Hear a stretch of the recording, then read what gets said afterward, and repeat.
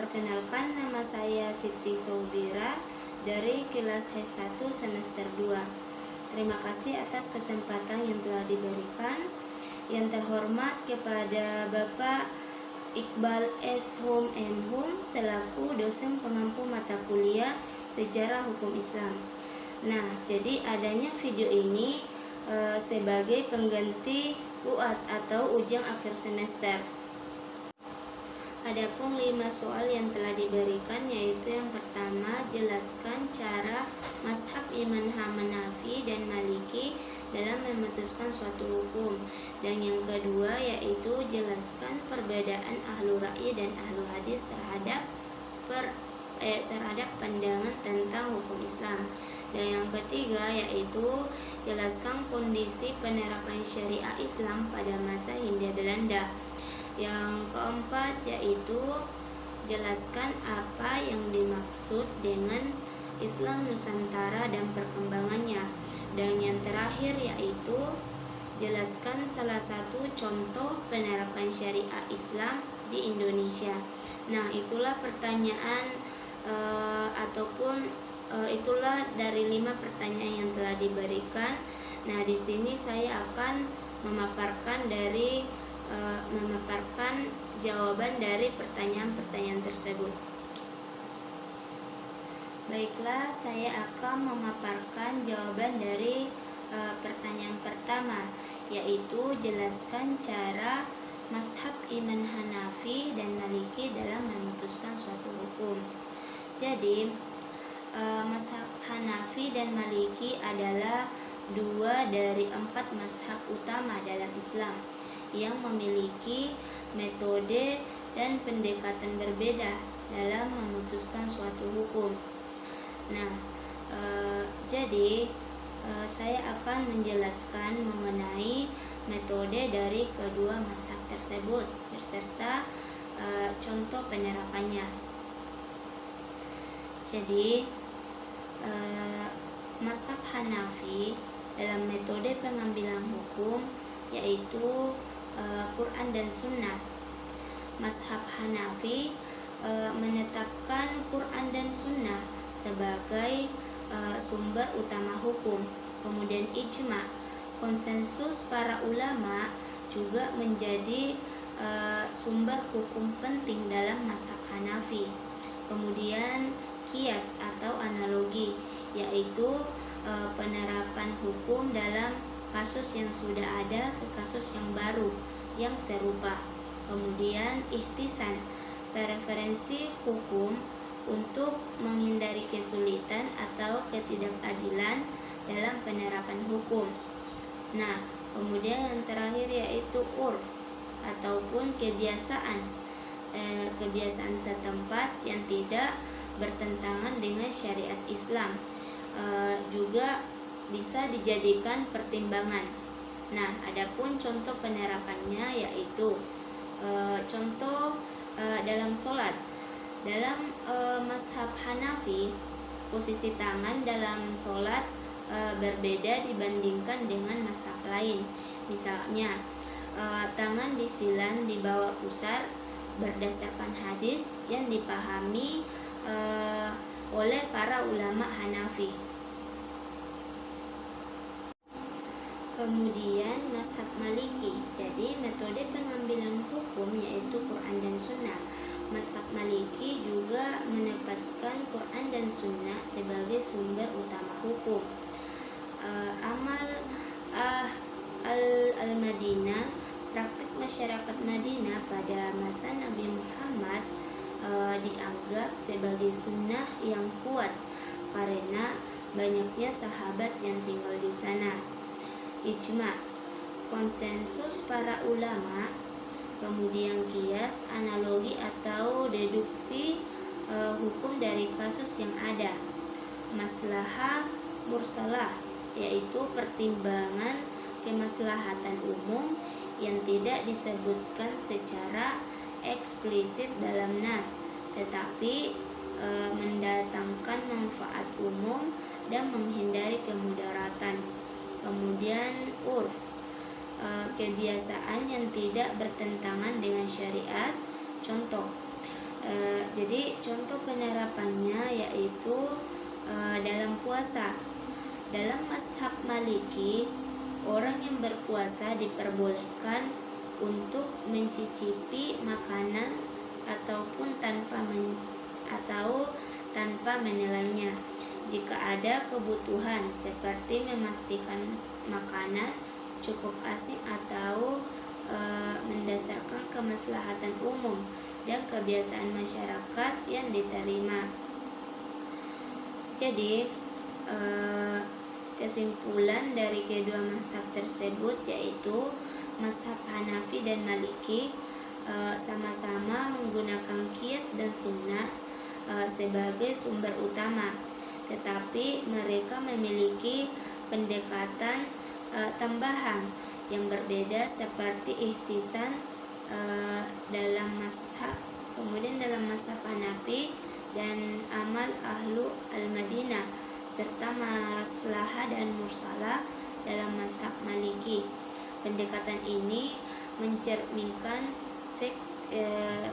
fleksibilitas dan adaptasi hukum Islam terhadap konteks sosial dan budaya yang berbeda. Kemudian kita masuk ke pertanyaan kedua, yaitu jelaskan perbedaan antara ahlu ra'yi dan ahlu hadis terhadap pandangan tentang hukum Islam. Jadi ahlu ra'yi dan ahlu hadis merupakan dua golongan dalam pemikiran hukum Islam yang memiliki pendekatan yang berbeda dalam menetapkan hukum. Jadi ahlu ra'yi adalah golongan yang lebih cenderung menggunakan ijtihad atau penalaran dan akal untuk menafsirkan hukum Islam. Mereka memberikan penekanan pada pemikiran rasional dan analogi dalam menyelesaikan masalah hukum. Sementara ahlu hadis adalah golongan yang lebih mengutamakan hadis atau tradisi sebagai sumber hukum utama. Mereka menekankan pentingnya merujuk pada hadis Nabi Muhammad SAW dan generasi salaf atau generasi awal Islam dan menetapkan hukum. Dengan demikian, perbedaan utama antara keduanya adalah dalam pendekatan mereka terhadap sumber hukum Islam, di mana ahlu ra'yi lebih menekankan akal dan ijtihad, sedangkan ahlu hadis lebih mengutamakan hadis sebagai sumber hukum utama. Kemudian pertanyaan ketiga, yaitu jelaskan kondisi penerapan syariah Islam pada masa Hindia Belanda. Jadi, pada masa Hindia Belanda, penerapan syariah Islam mengalami perubahan yang signifikan. Sebelum kedatangan Belanda, hukum Islam diterapkan secara luas dalam kehidupan masyarakat, khususnya di daerah-daerah yang mayoritas Muslim. Namun, ketika Belanda mulai menjajah Nusantara, mereka memperkenalkan sistem hukum kolonial yang menggantikan dan membatasi penerapan hukum Islam.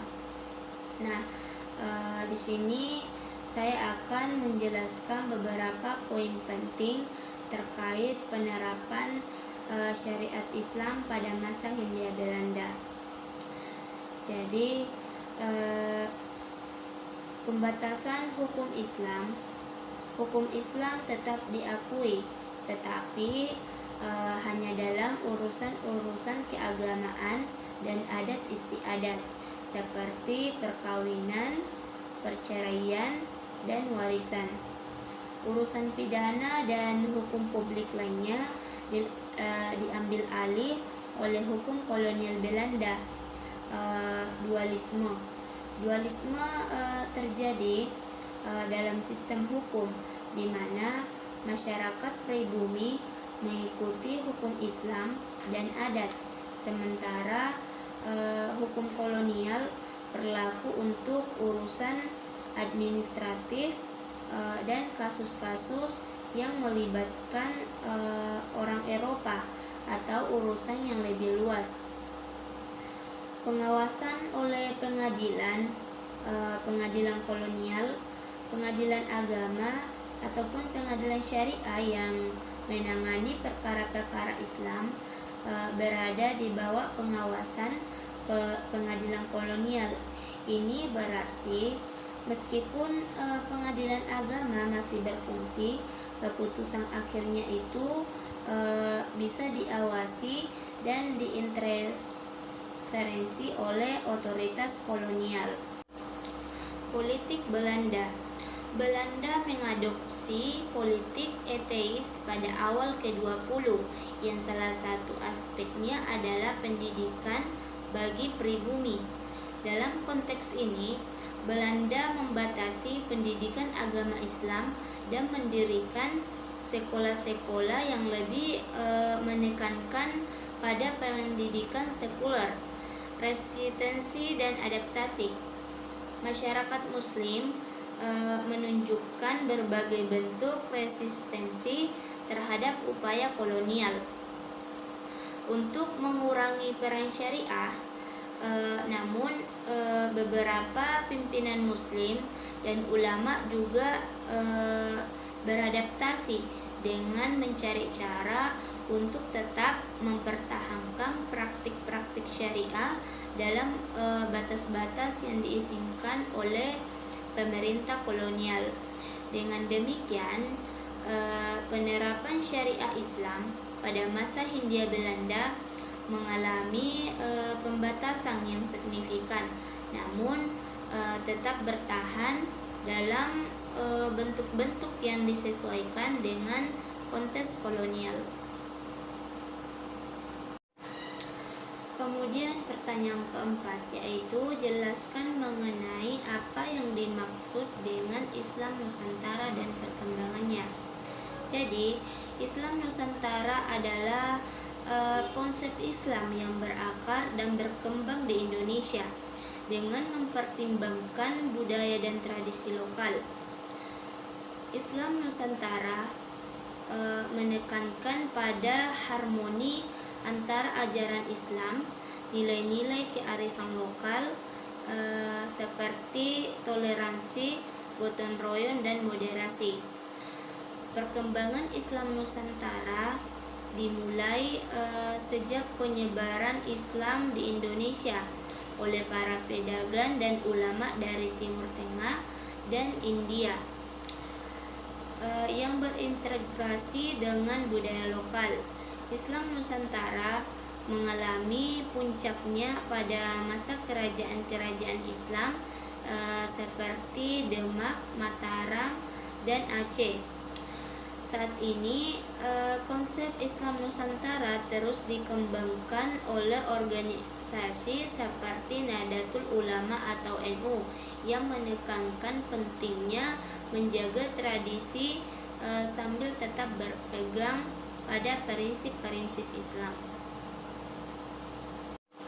Kemudian masuk ke pertanyaan terakhir, yaitu jelaskan salah satu contoh penerapan syariah di Indonesia. Nah, salah satu contoh penerapan syariah Islam di Indonesia adalah pelaksanaan hukum syariah di Provinsi Aceh. Aceh adalah salah satu atau satu-satunya provinsi di Indonesia yang diberi kewenangan khusus untuk menerapkan syariah Islam dalam beberapa aspek kehidupan, termasuk hukum pidana. Nah, beberapa contoh penerapan syariah di Aceh antara lain yaitu Kanun Jinayat. Kanun Jinayat ini adalah undang-undang pidana berbasis syariah yang ditetapkan di Aceh.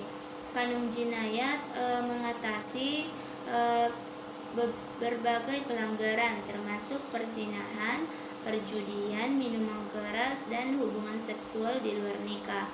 Nah, pelanggaran-pelanggaran inilah yang dapat dikenai hukuman cambuk di depan umum. Kemudian, pakaian muslim. Aceh menerapkan peraturan ketat mengenai pakaian. Wanita diharuskan memakai jilbab dan pakaian yang menutup aurat di tempat umum. Kemudian, ekonomi syariah.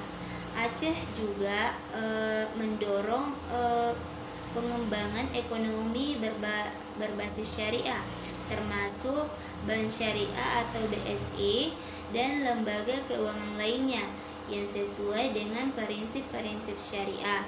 Kemudian penerapan hukum syariah di Aceh ini diatur oleh kanun-kanun atau peraturan daerah yang disesuaikan dengan prinsip-prinsip syariah Islam dan diberlakukan hanya di wilayah Aceh. Baik, itulah pemaparan yang sempat saya sampaikan. Permohonan maaf yang begitu dalam dan permohonan maaf yang sebesar-besarnya atas segala kekurangan dan ketidaksempurnaannya dari paparan yang saya sempat bawakan pada kesempatan ini. Dan saya akhiri dengan ucapan alhamdulillahirabbil alamin. Assalamualaikum warahmatullahi wabarakatuh.